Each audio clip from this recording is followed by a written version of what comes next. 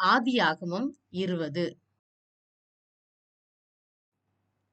காதேசுக்கும் சூருக்கும் நடுவாக இருந்த இடம் எது?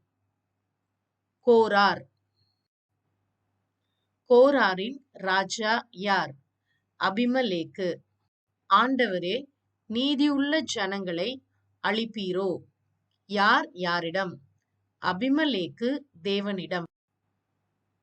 யாரைத் தொட யாருக்கு தேவன் இடங்கொடுக்கவில்லை? சாராளைத் தொட அபிமெலேக்குக்கு. ஆபிரகாம் யார்? தீர்க்கதரிசி.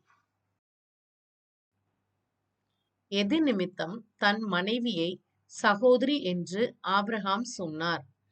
தன் மனைவியின் நிமித்தம் கோராரின் ஜனங்கள் தன்னை கொன்று போடுவார்கள் என்று நினைத்து. தனக்கு செய்ய வேண்டிய தயையாக ஆபிரகாம் சாராளிடம் சொன்னது என்ன?